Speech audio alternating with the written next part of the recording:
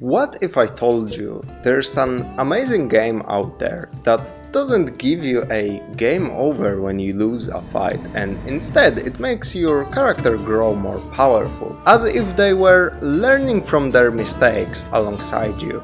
And I would have never ever discovered this great game if SsethTzeentach did not convince me to buy it with his hilarious review. Hello everybody, Starvation here, with quite a different video than usual. What's this all about? Well, let me weave you a tale. There's a great channel out there called Future Canoe, I hope I'm spelling that correctly. His most popular content centers around a brilliant yet simple idea. A person follows a pro cook recipes to a T and shows off the result without sugarcoating anything. Essentially, it shows you, the viewer, if you can expect similar results in a non-professional cooking environment. You are currently watching the first installment in a series with a similar idea, but of course centered around video games. More specifically, I wanted to see if kind of an average gamer like me, who unironically has been enjoying Fortnite for the past couple of seasons, can tackle some of the craziest, most frustrating, needlessly elaborate games that are near the bottom of the video game iceberg, or at least pretty deep in there compared to your typical video games. In this video, I will be reviewing and giving my personal score based on what I like in my video games on titles reviewed by SsethTzeentach. That caught my attention, of course. The rules are: I must have never completed the game before, I must finish it,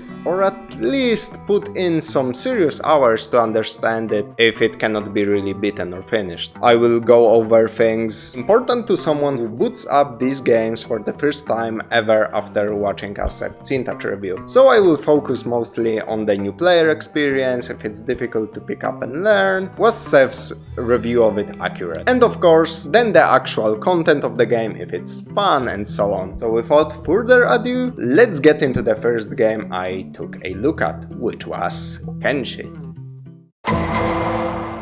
Yeah, I fucking hate harvesting. I like planting the things and watering them and looking after them, talking to them. I don't like fucking harvesting. You like smoking them, don't you? I like smoking them. Kenshi is a game that almost eludes any genre description that matters. Its Steam page lists it as a free-roaming squad-based RPG with open-ended sandbox gameplay. The Wikipedia page, on the other hand, calls the game a real-time strategy action RPG. When someone calls your game real-time strategy and action RPG in the same breath, you know that trying to pin a simple genre term we are familiar with is just off the table completely. Smarter people than me have tried to explain what Kenshi is with a genre tag, and in my opinion they came up short, so there's no way I will try to do that. Instead, I will just serve you up some bullshit, half-baked explanation and hope you understand where I'm coming from. So, are you ready, kids? 'Cause here we go. Kenshi features player progression similar to something like RuneScape, for example, where you get better at things you do a lot. There are building elements and you can recruit more than one playable character into your merry cohort, or just focus on developing like one single guy or girl, we don't judge, you know. You can pick a specialty and essentially roleplay as that role. You know, from anything such as a trader, a thief, a bounty hunter, or a variety of other fascinating roles. Kenshi is essentially evil The Sims. There's just no other way to describe it. But you know, instead of picking a career for your Kensim, you will be picking if he's a warlord, a slaver, a slave, or the Doomslayer of Kenshi, if you pick farming as your focus.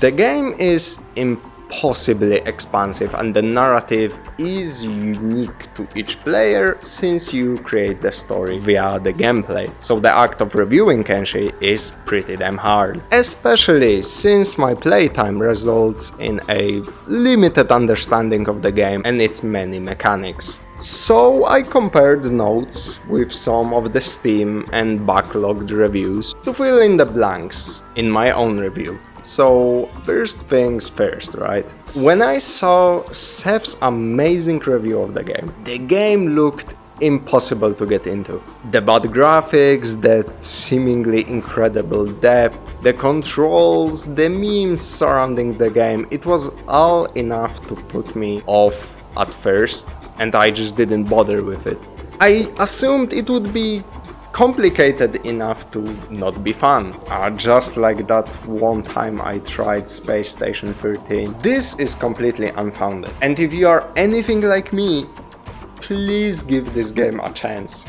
It goes for so incredibly cheap, and most of those things you will quickly find are just not true. So you pick a starting scenario, which honestly only affects how much time you have to invest into getting on your own 2 feet. I started with the Wanderer, which is the basic recommended scenario as seen in game, and despite what the game tells you right here in the menu, there is no true difficulty select in Kenshi. The scenario affects your starting gear, spawn point, and the conditions of your character. If he has all his limbs, how much money he has on him, right? Things like that. The world of Kenshi will always run on the same rules, no matter which one of these you pick. So there is no like damage or health multiplier for enemies like you would expect in a normal game when you pick difficulty, right? After starting the game for real, you will be fed some pop-ups explaining the basic mechanics. I mean, hey, you gotta eat some veggies before you enjoy the meat, right?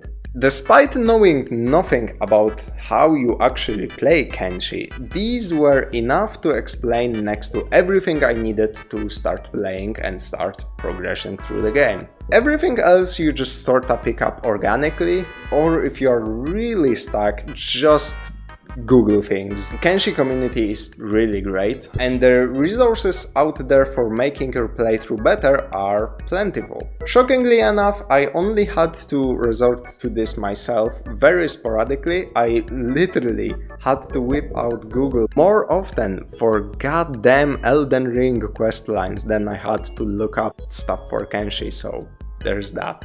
But let's get down to business, right? Like I briefly mentioned before, when you do something in-game you gain EXP and eventually a level for that specific action. Things like stealing, sneaking, attacking, dodging, doing labor, crafting armor, farming. The higher the level of that specific thing of your character, the better you are at doing it, as you can probably imagine. But this is the interesting part.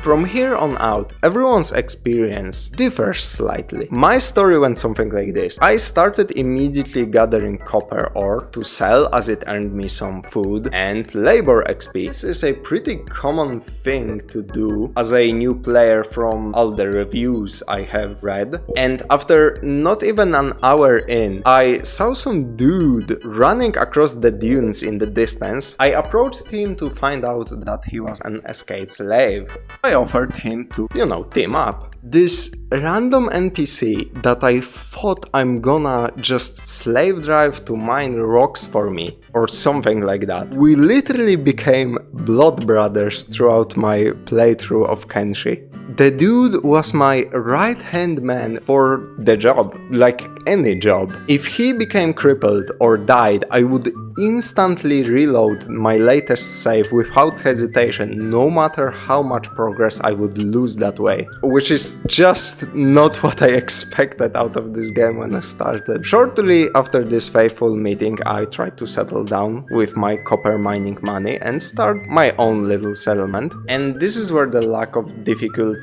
setting really came back to spend my time with Kenshi for the first and probably the last time. You see, as soon as you put down a single building, you start an outpost. The game will start generating random events for that outpost. And the only thing that influences those events is the place that you settled in. This means that no matter if you have a single building, just some shitty rundown shack in the middle of the desert, or if you already set up Fort Knox, the same things will happen to it, which I just find extremely stupid. For example, my base got raided within 5 minutes of it being built, and it was the Black Dragon Ninjas. One of the worst raids you can have from my understanding of the game. And they wiped my guys out in seconds. I reloaded a save and decided to hand over my single building to them, which they took over and they left like 10 minutes later. I did not expect to get raided so quickly, otherwise I would have waited to set up my base when I'm a little stronger and better equipped, you know.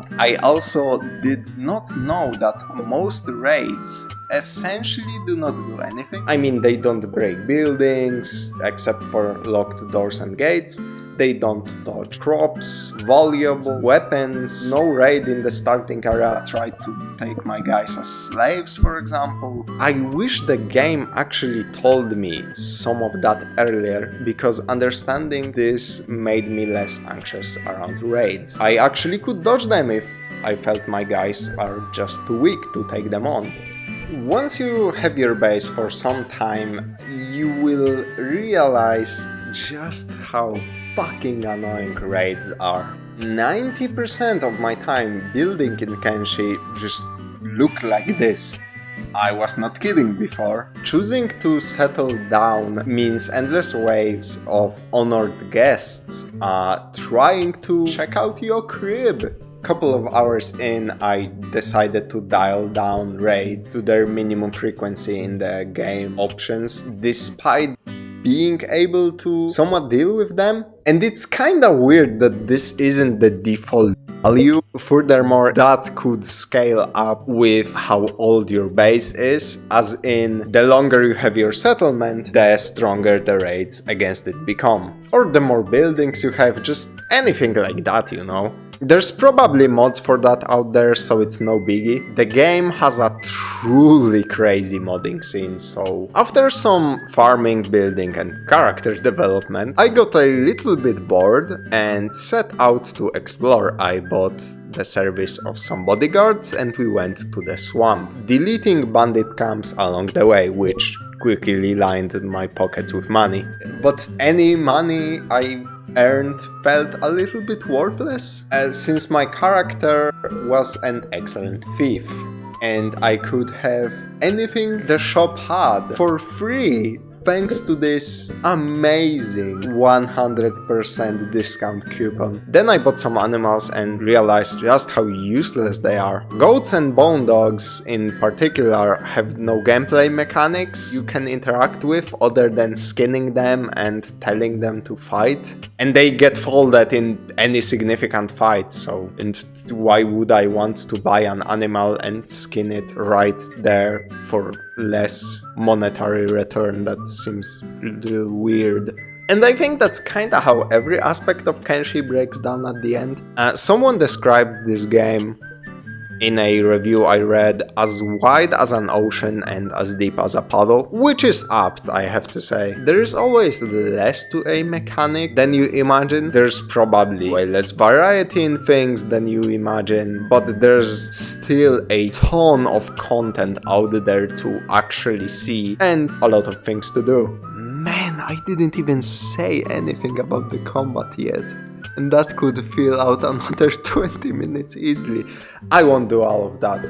Just know that like the rest of the game, the combat is unique. Despite controlling like a real-time strategy where your units will simply attack enemies you click on, there are in-depth animations for each and every weapon type in the game, and every single attack has to physically connect with the character to actually count, which is fucking nuts. For this control type, holy. It allows you to micromanage each fight, to weave between attacks and attack from places your enemy is less likely to block from. All in all, Kenshi is just great, man. What a weird and wonderful game this turned out to be. Seriously, there's nothing quite like it out there.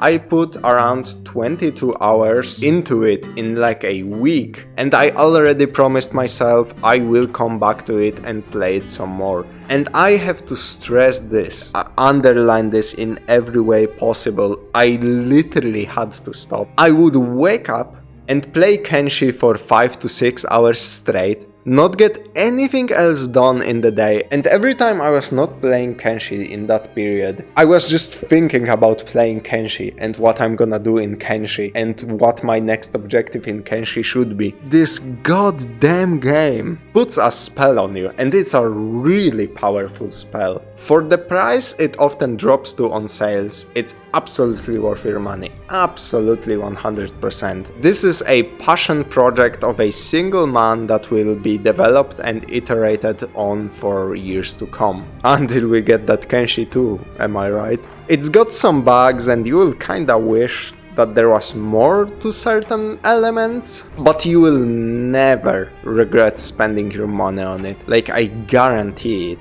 Unless you struggle to come up with goals for yourself in like sandbox games, because there is no quest log that tells you where to go and what to do, you know. It's just not that type of game. And like I said, the modding community goes absolutely crazy, so a lot of things can be adjusted with specific mods and alongside, you know, additions and such. This is easily a straight 9 out of 10 from me. Like, it's really close to being a full-blown masterpiece, but there are small, minuscule, tiny gripes that prevent it from quite reaching that level. Still, for being a single-person project, this is just unreal. What a good game. Holy, just talking about it puts a smile on my face. So how does it stack up to Seth's review? I went over his video after writing this review, and since he pretty much covered everything I spoke about in very similar terms, I gotta say his review was pretty goddamn accurate. Seth did have sections about the different factions and how you can destroy them and let other factions take control.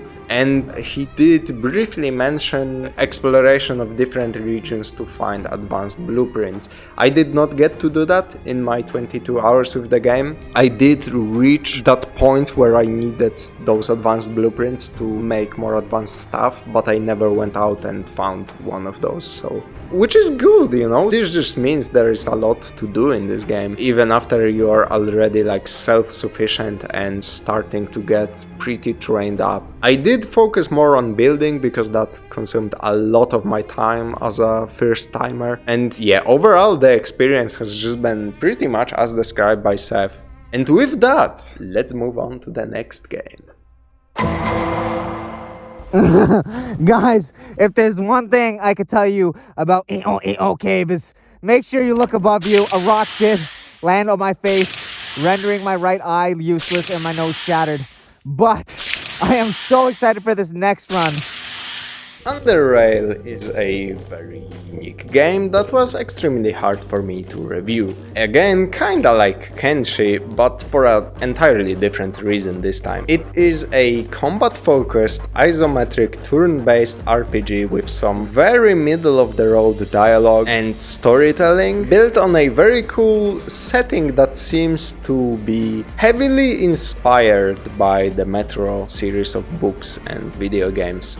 The game is quite good and I would really recommend it to others. However, there is one thing. I think Underrail has one of the most niche appeals in all of gaming. It's so laser focused on certain elements of gameplay that it executes masterfully while sacrificing so much in terms of quality of life, accessibility most and foremost, and the freedom of player expression, and it is very gameplay first, and the story is just kinda there, to the point that I'm almost positive the majority of you would not like the game and would simply drop it at some point in your playthrough, while some part of the minority would probably find this is one of their favorite games ever out there completely, you know. And to be honest, I am part of the majority. If I was not doing this video and if one specific thing did not egg me on, I would have not finished the game. Like, I would have just called it quits, man. So let's dig in and unveil what's going on in the dank caves of Underrail. First of all, I finished it after 53 hours. Just the base game. There's a whole expansion that I have not touched because I'm super burnt out. Maybe I will get on it in some follow-up to this video or something. Parts of the expansion, hence why it's called an expansion and not a DLC, are built into the base game, so I got to experience those naturally. Anyways, you start Underrail, create your meth wizard or barbarian or Kenshiro from Fist of the North Star, listen to some dialogue that seems important, it's really not. Play the tutorial that cannot possibly prepare you for what's to come, and now you're in caves shooting at really big rats. Two weapons to switch between as you like in combat. There are action points, you know, it's turn-based, kinda looks like Fallout 1 and 2, right? Well, it's not. And you will do yourself a disservice expecting anything like that. I know I did, because Seth literally says in his review, and it's probably the closest thing to a spiritual successor of Fallout 1 and 2. That is just completely not fucking true, man. In fact, you are better off assuming that Underrail is more like goddamn XCOM out of all things you can compare it to. Because it's pretty much all combat, it focuses on team building, except the team in the case of Underrail is you, the guns in your hands and the grenades on your belt. And the story is all fluff with some cool exceptions. Like in XCOM, whoever gets the drop on the opponent is way more likely to win that engagement. You are also vastly outnumbered, so dragging enemies out to places where you have the advantage is crucial. The deeper you get into the game, the more you will realize that some things are just much more effective than others. Like, why shoot your tiny baby pistol if you can Molotov the entire room and not only heavily damage everyone, but you also have a chance to proc fear, which makes the enemies just completely run away and ignore you. That won't work on robots, of course, because they can't really burn or feel fear. And they are also nearly immune to gunfire, so you need EMPs to damage and stun them and then follow up with whatever will actually work on them. In my case, it was just electric magic. I have no idea how you damage them with like a normal character. Underrail is a big game of rock, paper, scissors. What your build breezed through can be a progress blocker for another. This becomes a problem very quickly, because if your build is not optimized and pre-planned, you will not be able to finish the story. There are so many examples of people who started just a normal gun build, right? And they run into enemies that are 100% immune to mechanical damage, making them immune to any bullets you have. And then they just go, what the fuck am I supposed to do then? My entire build is shooting the gun. There is even a better example of this. Couple of hours into the game, you will reach what is called Depot A, the graveyard of like 70% of all playthroughs of this game. I am not fucking kidding. Just Google Underrail Depot A Reddit and 80% of posts will be asking for help with Depot A or complaining about how goddamn hard it is. And for the record, I am with those complaining, it's straight up hostile towards the player. The kicker is that you can easily make it here with an unoptimized build, while dying a couple of times along the way maybe, having fun with the game, getting past the 2-hour mark, rendering your game unrefundable on Steam, and then you run into the goddamn mutants. This is very emblematic of the rest of the game. It's always you alone with your 1 bar of action points against a horde of enemies that will aggro at you all at once unless you play your cards right. This happens insanely early in the game when your resources are not that varied and you will still not understand all of the mechanics. Not to mention that this area introduces mechanics you could not have run into before on a normal playthrough. It's very much unfair, like the rest of the game. And then here comes the realization, right? This is the draw of Underrail. The game expects you to struggle through waves of enemies who are no cannon fodder. They can and they will absolutely dismantle you if their action points and preferred range allows them to. And the entire gameplay kinda revolves around you solving this problem with your build and save scamming. Lots and lots of save scamming to get the best possible results and luckier rolls of the dice. So do you sneak around and completely ignore all the enemies? Lay some traps and drag them into your ambush, strategically use your abilities to pick them off one by one without breaking stealth. You can do all of that and it's viable. But the fact thing is that for some areas and entire enemy types, only some of those solutions work, and you won't know unless you fully commit and try, which can lead to so much wasted time and natural frustration. One of the reviews I saw when putting together this one said that Underrail is a game where the next big difficulty spike is waiting in the next room, and that's just so accurate. The game remains challenging and therefore engaging throughout all of its runtime, but at the same time, do you really want that?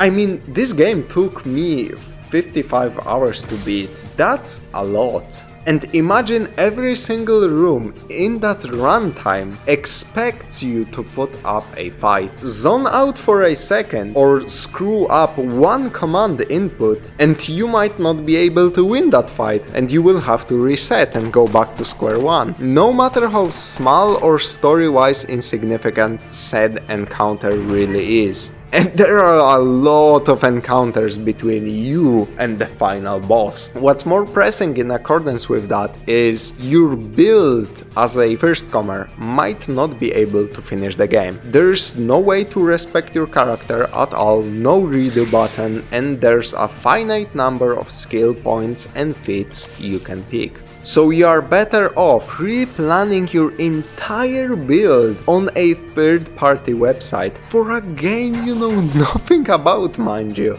Or just picking a build of Reddit, Steam guides or the forums, which is a step too far in terms of difficulty for my personal preference. I used overly optimized full site Tranquility Expedition build by Tony from the Steam guides section, and it got me through the game. Thanks, Tony. But it felt like I was just sorta playing a character I borrowed from that user, and not my own really. Now that I know what the game is and remember all the points of struggle in the campaign, I could go back, spend another 55 hours to try my own build and maybe succeed with that.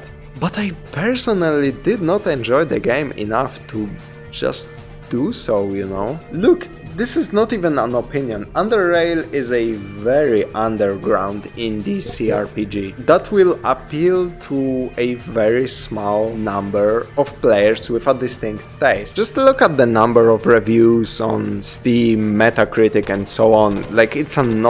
It's totally not a mainstream game, not anywhere close to it. All this despite being in active development pretty much up to now, since 2011. And getting a major expansion along the way, and as of time of writing, a minor one also. If you want to know if Underrail will appeal to you, imagine this scenario right now. A man with a clipboard and a pen walks into the room. So, what's your favorite part of enjoying games, tabletops, pen and paper, RPGs and other media where you get to roleplay? And you have 3 people answering the question. Person A says, I love engaging with the world where the game takes place, making decisions that alter the story however slightly. It just makes me feel like I'm partaking in the world more. Then the person B says, oh, I love completely new takes on genres we already have. I want fresh stories full of great characters, plot twists and rich established lore that I can dig into. And then finally person C says, I love min-maxing all the numbers of my characters, thinking up builds that will stomp out the content, obsessing over getting the absolutely best gear my character can equip to stack the deck completely in my favor. If you are person C, then congrats, Underrail is absolutely for you. This is not a dig or a joke at the expense of people like this hypothetical person C. People like that exist, and they are allowed to enjoy the media however they see fit, right? I'm not going to gatekeep people who are looking for different experiences than me, right? I just think that's definitely a small portion of people who engage with like games, tabletops, pen and paper, RPGs and so on. And that perfectly summarizes why the game is so niche. Anyway, back to Underrail. To somewhat summarize, it's cheap, it's unique, it's very goddamn brave for doing all of this with the small dev team that it has. There's no reason not to try it, but I fully expect the majority of you will not finish the game. There's a lot to say about the amazing crafting system, the new content being added on weekly basis, but also the bugs that pop up with literally each update because the dev is still going strong with updating the game. The last area of the game, the deep caverns, has to be the most oppressive and difficult area of any game I have ever played. But partially because some design decisions were god-awful and partially because it's just the ultimate test of your skill and your build. There are a lot of unique items to find, random encounters to, well, encounter and quests to do, but on the other hand, some entire 5 to 10 hour-long quest lines are tied to arbitrary decisions in-game, which you won't know unless you read the wiki for the damn quest. Hey, this extremely shady guy wants you to plant a bug in the office of what seems like remains of sensible civilization in this post-apocalyptic hellhole. Your options? Do it, or inform them that they are getting spied on. Except you don't get any options, fucker, I lied. If you report the shady guy, you miss out on 9 entire fucking quests, each of them with XP and cash rewards. Furthermore, this questline ends with you gaining access to the one of the coolest, most unique and story significant locations in all of the game. I'm sorry, while this is cool and some of the quests you do for the shady guy and his friends are awesome, this is just shit game design. There is way more to say on this topic, but I need to move on before I turn this into an hour-long video essay, so sorry, I will skip out on all that. I just focused on what I felt is the most important aspect of this game. All things considered, I will gladly give it like a strong 7 out of 10, mostly because this is an amazing and impressive effort by the small dev team to make a goddamn fully blown open world CRPG with a lot of content to chew on. But the score is obviously somewhat low because I personally am definitely not part of the small percentage of gamers that this game intends as its target audience. What I am though is part of the 2.2% of people who have the Steam achievement for killing the final boss of the game. Holy fuck.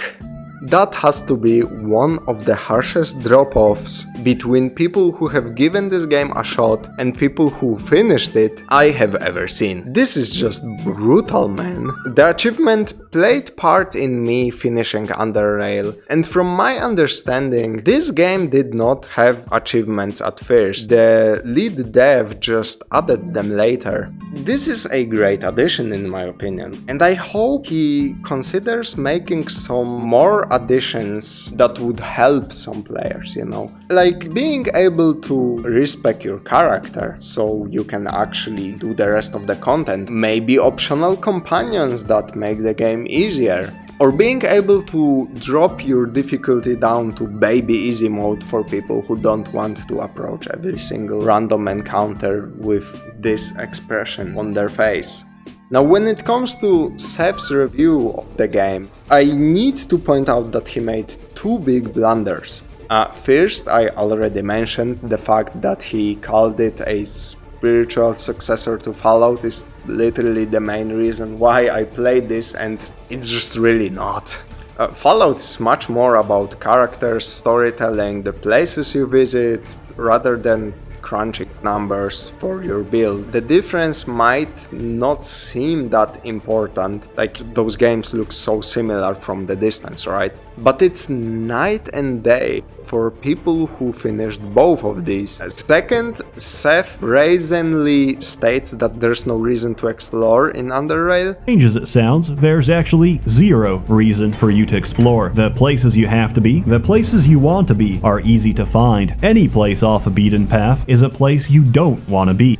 This is just very bad advice for new players. Explore all you want, just make sure you're safe before you go off into the darkness of the caves. There's a lot of stuff to find. There are some quest lines that are hidden pretty deep in there. Not to mention unique weapons, and a feature which actually might have not been in the game at the time when Seth was reviewing it, but there's now random encounters in some of the more boring parts of the map. Thirdly, Seth kinda oversells the living hell out of how robust the quests are, mainly about how many meaningful choices you have. There's not too many quests in this game, but most of them are quite long, and usually have multiple ways to solve them. Like I mentioned before, some of the choices you make in this game lock you out of follow-up quests, making them just not a choice at all in my opinion.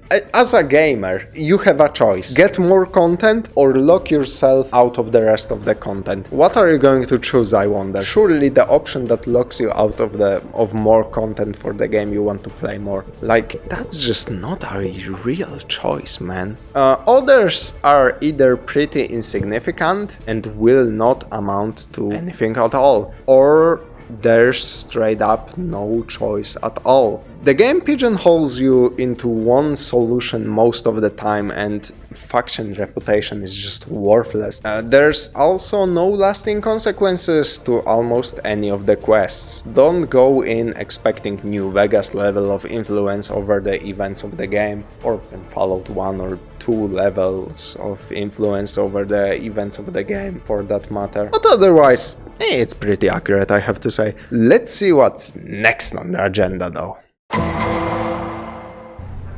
It's the biggest piece of dog shit.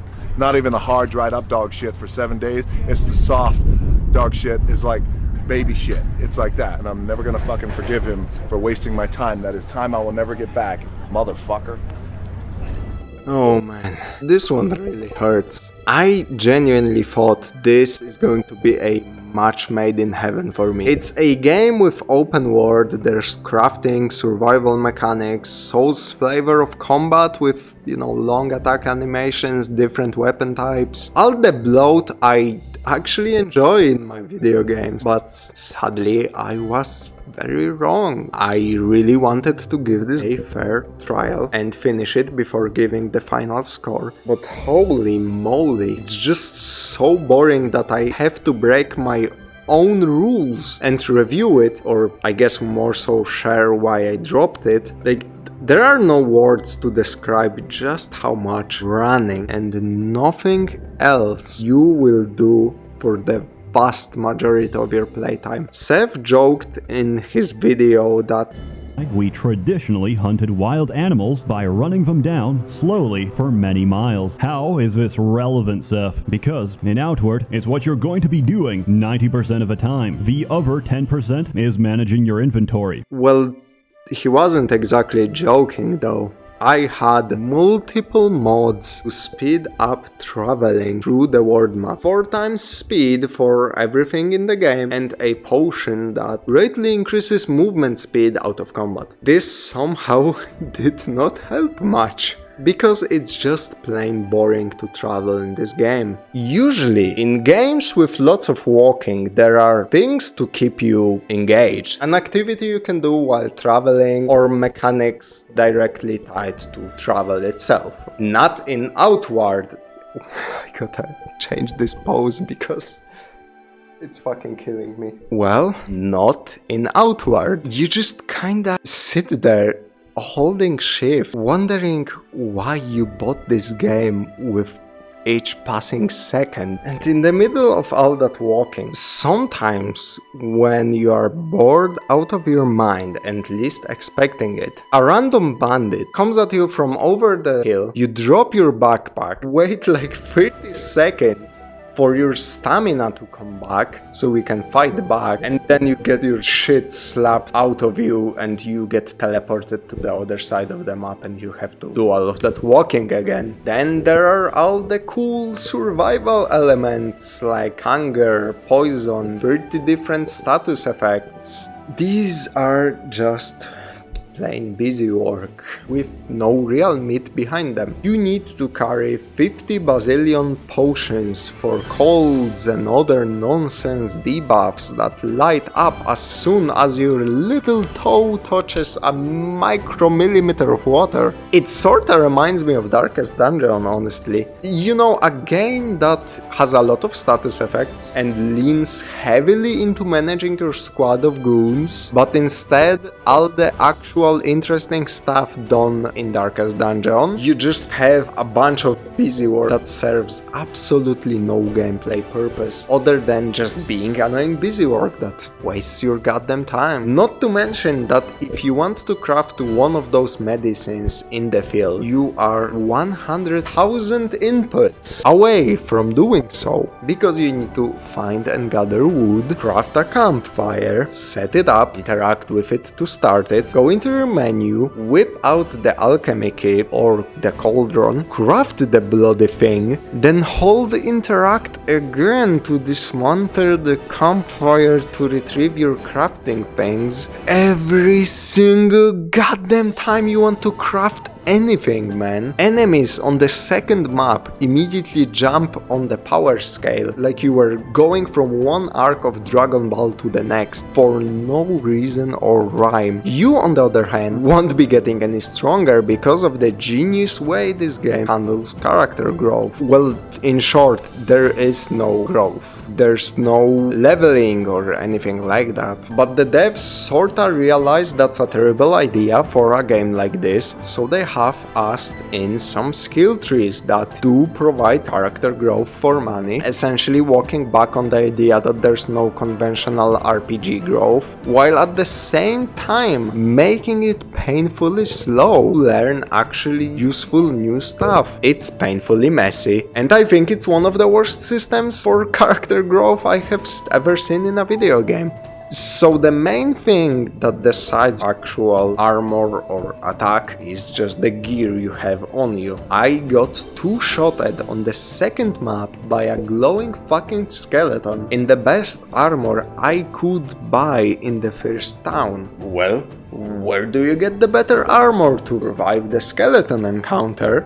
In the second town, of course, directly behind said skeleton. And how do you figure out you shouldn't fight the skeleton because you are not strong enough? Get killed by him, of course. Because as soon as you start combat and realize you are in too deep, you can't disengage. There's no such thing as an aggro range from what I've seen, and this motherfucker fucker could keep up with me easily. What really struck me is how between Seth's review 3 years ago and today, the game is quite literally the same, despite being in development all this time and getting the definitive edition and a bunch of DLCs. His quip that it feels like early access game from 2020. Welcome to Outward, which came out in March 2019. Could have fooled me because it feels like it came out of early access in March 2020. Is still accurate today. The devs were simply not interested in adding a different voice actor for some shopkeeps, balancing the game, or just making sure the maps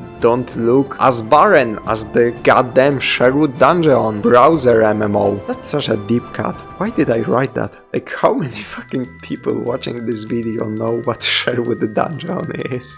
The game basically also doesn't feature any interesting world building, nothing about what the hell you are doing, where are you, why should you care about all the pixels in front of you. Like, there's just no other way to say this. Outward doesn't feel like a passion project. It doesn't feature any neat ideas or gimmicks. It feels like some devs sat around the table in 2019, said, survival open world games are popular on Steam, let's slap some pseudo Souls combat on top of that and rake in the cash. And then they just went and did it. I'm sorry, but playing this right after Kenshi and Underrail, it really feels like that. Outward feels empty, without passion. And it just seems like it copied whatever was popular and wished for the best.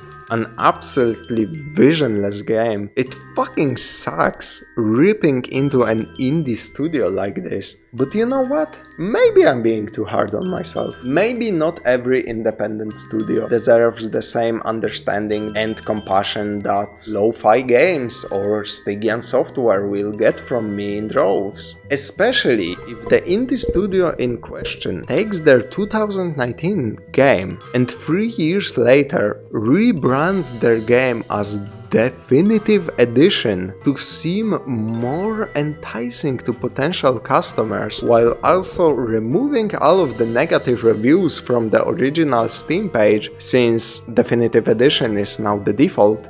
Experience the overhauled and complete Outward experience in the Definitive Edition, which natively includes the content of the Soroboreas, whatever the fuck, and the Three Brothers. Beside the new weapons, dungeons, and unique mechanics, you can also expect quality of life improvements.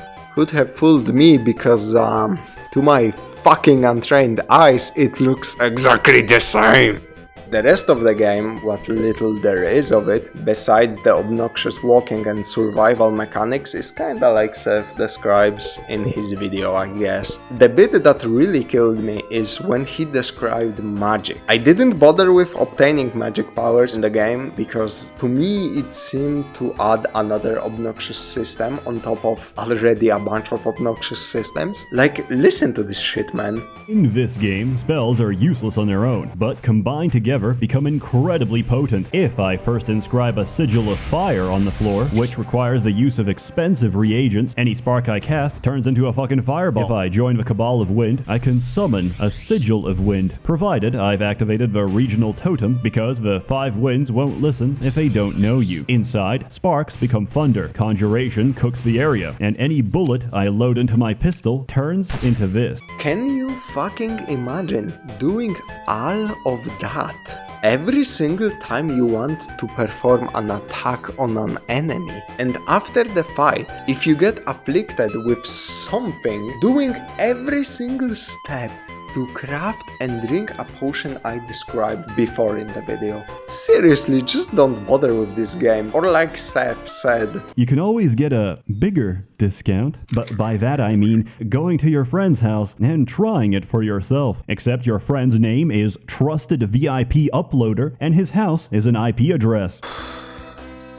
Yeah, that Outward experience really knocked the wind out of my sails. So that's where I decided to stop. I already started playing Path of Exile, and it seems it's going to take me a bit longer to finish all the acts. I also already bought Endless Space 2. The game looks really fun, to be honest. And yeah, I played 55 hours of Underrail, then played Outward immediately after. And I had this thought, right? This is a hugely experimental video for me, and I'm really putting in the hours to play these games, write this script, record it myself, you know, edit it all, and I don't even know if it's going to go over well with my YouTube overlords, and if it's appealing to you guys, my core audience. So I cut my losses, stopped here for now, and here we are. If this video goes over well, I do plan to continue and branch out to other recommendations from other YouTubers, as well as making a part 2 of reviewing every game SsethTzeentach convinced me to buy. Hell, you can even suggest what games that he reviewed